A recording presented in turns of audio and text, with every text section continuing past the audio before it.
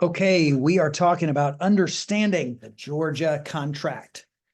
And when we ended our last video on the purchase and sale agreement, we had page number 9 where there was exhibits and addenda. And then page 10 of the purchase and sale is a signature page.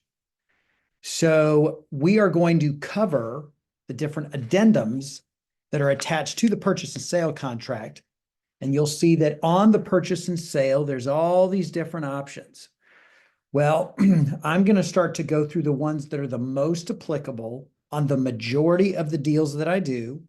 There are some exceptions and some nuance and all that, but this is going to cover at least 90+% of the contracts that I write. And typically the first exhibit that we usually find is going to be the exhibit that addresses the financing. 3 most common ones: conventional loan, FHA loan, occasionally there's a VA loan, and then basically no financing contingency because it's a cash purchase. The most common one that I do is the conventional loan contingency exhibit. And the purpose of the loan exhibits is basically to create that second layer of protection for the buyer, where if they are not able to get the financing that they need or want, or if the property does not appraise correctly, then they are able to renegotiate with the seller, or they are able to exit the contract and get their earnest money back. Obviously, any money that you spent on inspections, that money you will not get back because you're hiring somebody to do a task, but you would get any earnest money that you placed on the property. Conventional loan exhibit is very straightforward. It's on the majority of my deals. You basically put a rough idea of how much the buyer's going to be putting down. Again, you're not committed to this. You could put down less, you could put down more, but this is to give the seller an idea of what type of buyer are you. And the idea is that if it's a competitive situation and 2 offers come in, one person is a conventional loan with 20% down, the other party is an FHA loan with 3.5% down. The point is that the conventional buyer is a much stronger buyer to go with than the FHA buyer. That's the point. So here, 20% down, 30-year term, you usually put not to exceed interest rate. This is to protect the buyer in case there's a significant change in market rates during the due diligence period and during the financing period. There's a protection there to where if that payment's going to jump way up, you can exit the contract. And then typically you identify what type of rate. Is it fixed, adjustable, or interest only? Obviously, the majority of those are fixed.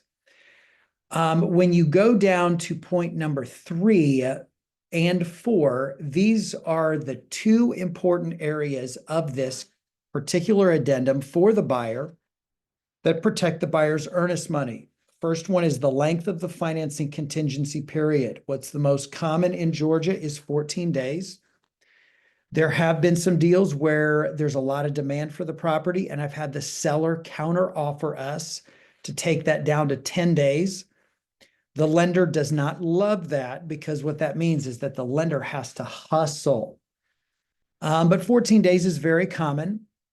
What I will say is sometimes I will try and get my buyer a little more time, and I'll submit it like 17 or 18 days and see if the seller accepts that.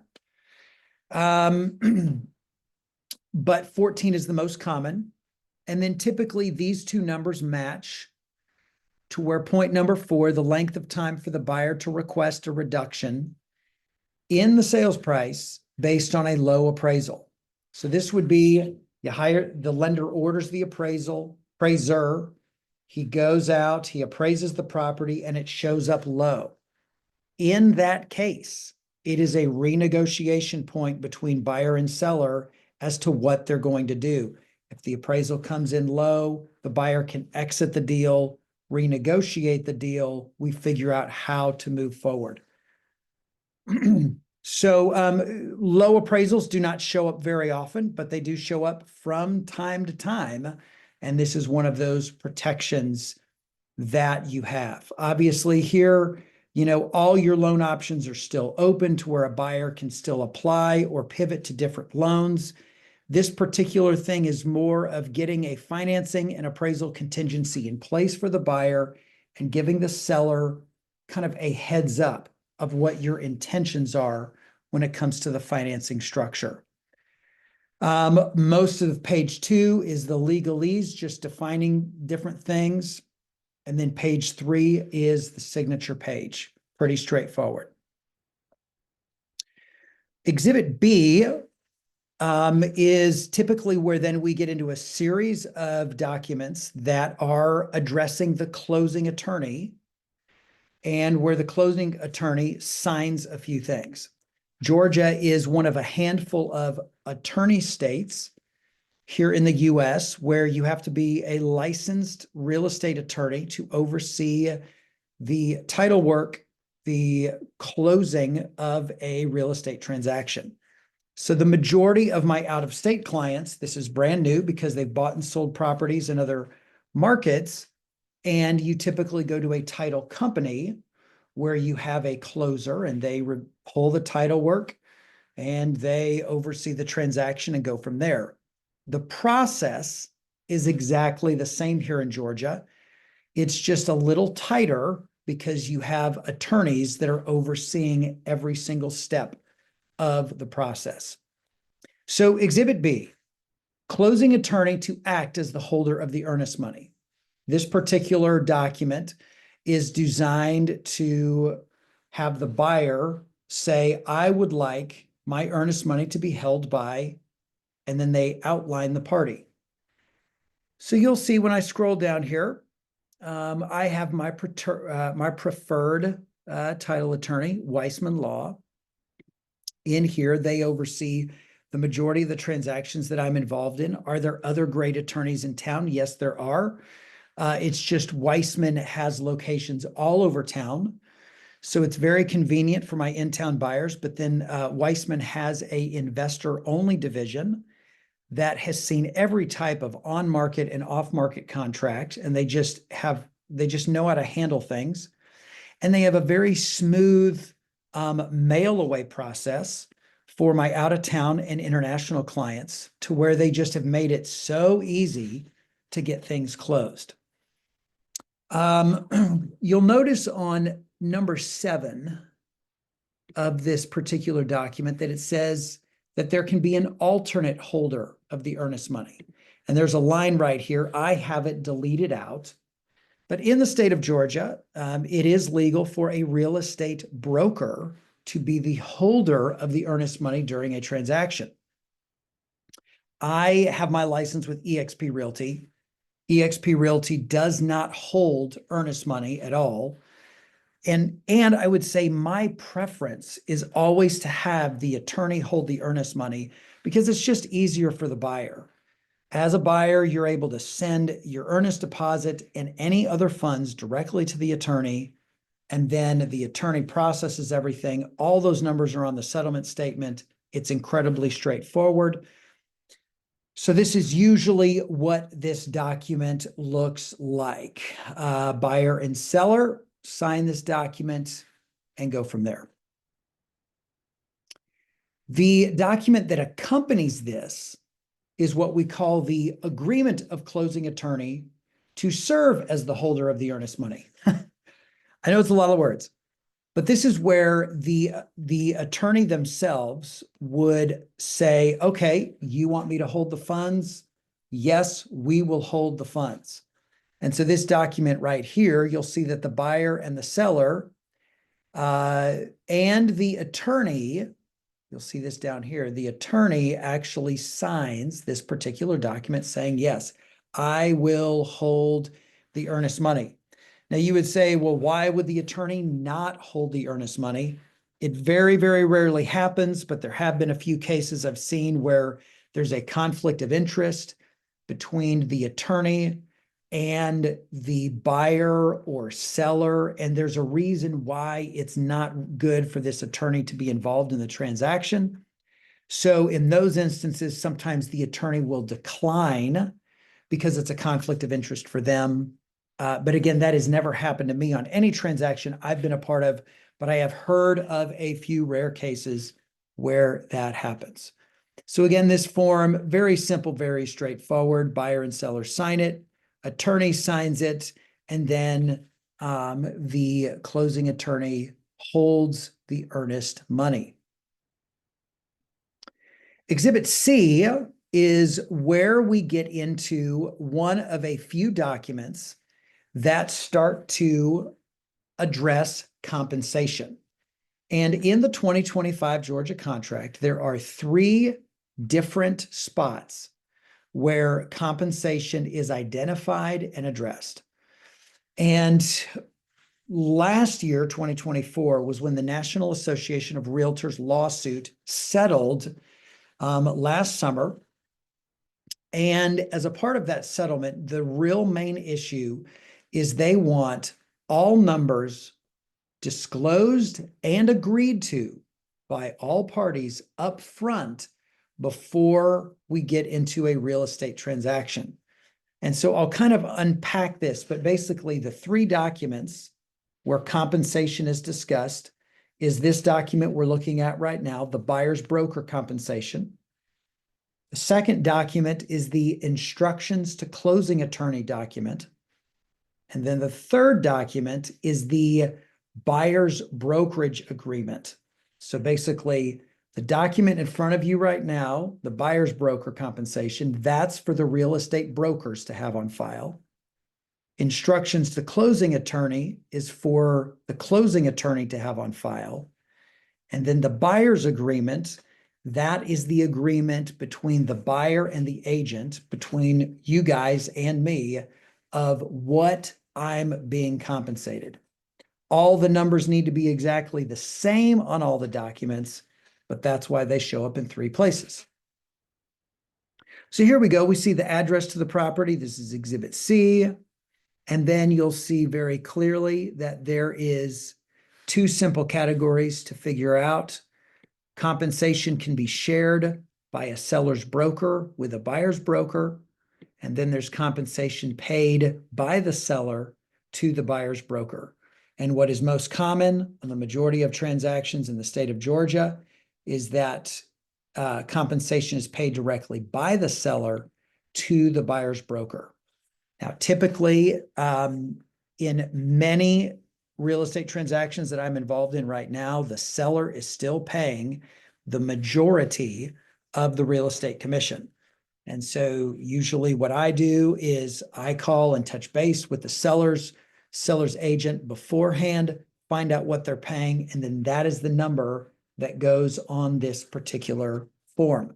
There have been a couple of transactions that I've been involved in where the seller is paying a low commission and my client picks up 0.5 percentage point or as much as 1 percentage point of the commission. But I'd say that that's probably less than 20% of the time since the lawsuit has come into play. The sellers are still paying the majority of the commission. So this form is very simple. Whatever my side is collecting, my broker is collecting, goes on this form. Okay? Buyer, seller, both the brokers sign it, done deal. Then we get to the instructions to closing attorney. And you'll see all the different possible ways that agents can get paid. Seller to seller's broker, compensation shared by seller's broker with buyer's broker, compensation paid by seller to buyer's broker, compensation paid by buyer to buyer's broker.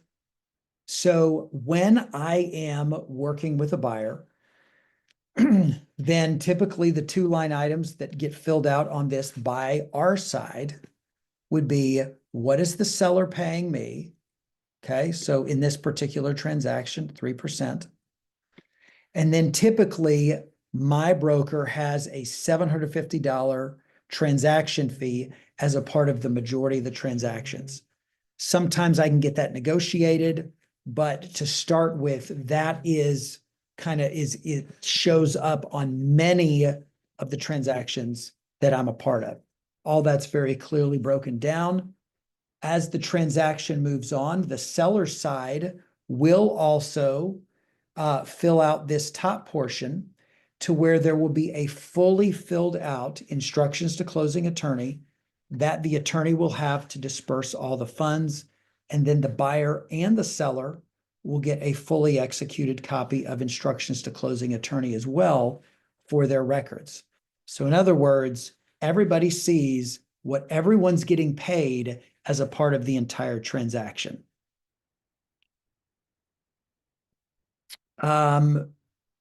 There's a few other categories, again, where, brokers and different things have random fees. This right here, I rarely fill out. It's rarely a part of the deal because of the way that eXp Realty is structured.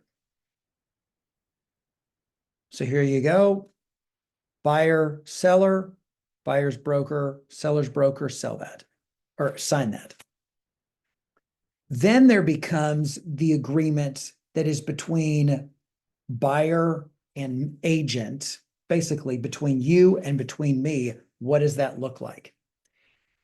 A lot of these items are very familiar to you if you've bought real estate before, but it's pretty straightforward. There's always a term that is connected to my permission to represent you. So when I work with a client, I am not, contractually, locking you down forever and ever. We usually pick a reasonable period of time where you are empowering me to say, yes, Jim, I give you permission to negotiate on my behalf, to represent me in conversations, to get paperwork filled out and fleshed out for me. As your agent, I can never sign anything for you. I can't make any decisions for you. The only thing that I can do is represent you and negotiate on your behalf. So, some guys that I know, they try and get people under these contracts for like 9 to 12 months. I just think that's kind of ridiculous. If we haven't figured it out in about 100 days or a little bit past that, come on. I'm in this to work with you to get something done, not to tie you up with an agreement for the rest of your life. So there's a time frame to it. And then obviously I'm representing you. That's why the sub-agency box is checked. And then here's the compensation portion is you as the buyer have to agree to the most that I am allowed to get paid. So what is most common is you say, okay, Jim, you can collect up to a 3% buyer's brokerage commission. You have to agree to it up front. It's not one of these things, according to state law, that you can decide down the road. If you fill in 0, then that means that I can collect 0. And then obviously that transaction fee has to be disclosed up front, and that would be the maximum of a transaction fee that could be collected as well.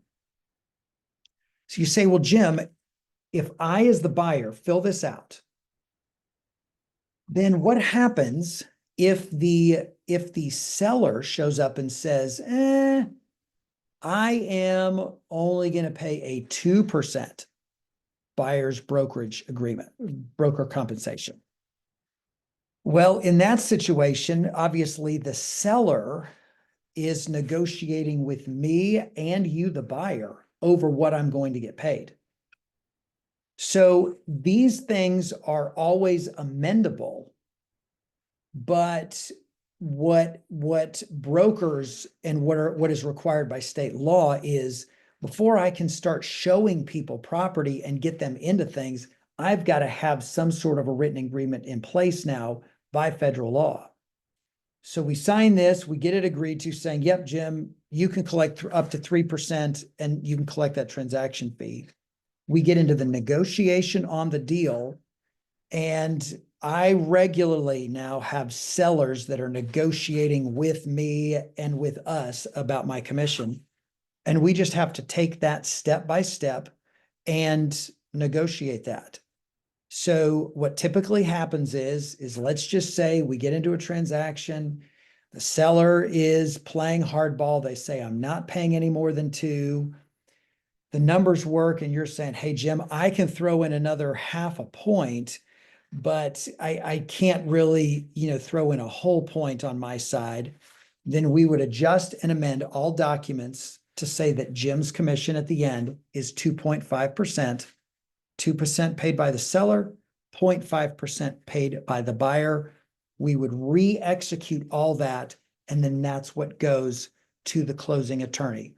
At the end of the day, the documents that are going to determine what comes out of the seller's pocket or the buyer's pocket in regards to compensation is going to be those final agreements that get determined as a part of the sale contract. Again, buyer's broker commission, buyer's broker document, instruction to closing attorney, and then this particular document here, the exclusive buyer broker engagement. All that gets amended to be the final commission and who's paying it. It goes over to the closing attorney, and that's how I get paid. Now, if you say, Jim, this document makes it look like I, the buyer, am paying you 3% no matter what happens. And that's not true. You as the buyer are agreeing up front to the maximum that I can get paid. And then any commission that is paid by the seller reduces this number dollar for dollar to where the buyer then has little or no obligation to me as their buyer's agent. Again, I know this whole conversation has gotten exponentially messier and more confusing over the last 12 months. And unfortunately, it's not going away anytime soon. But the positive about it is that now buyers are really having to have open and transparent conversations from the beginning with guys like me about how the whole process works. And it's all a negotiation. So essentially, every single transaction, we're negotiating, the sale price of the property, the terms of the property, commissions are a little negotiable, and we just figure it all out together to come up with a win-win for buyer, seller, and for someone like me. And we go from there. So you may have more questions about this, but that is how these documents work.